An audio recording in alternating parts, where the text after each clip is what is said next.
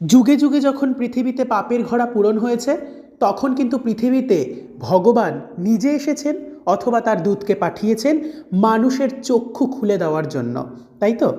তেমনই দেখো, যখন ফ্রান্সে বিপ্লবের আগে তীব্র বৈষম্য, অর্থনৈতিক সংকট, রাজনৈতিক মন্দা, মানে বিভিন্ন দিক যখন উত্তাল, তখন কিন্তু সেই দেশবাসীদের সচেতনতার প্রয়োজন ছিল।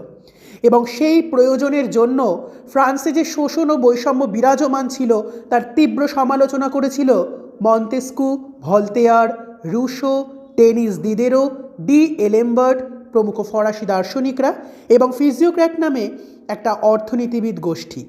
তারাই কিন্তু এই বিপ্লব সংঘটিত প্রায় করেছে বলেই মনে করা হয়। তারা কিন্তু চেয়েছিল যে এই অর্থনৈতিক মন্দা, রাজনৈতিক যে বিশৃঙ্খলা, তা যেন সহজেই দূরীভূত হয়।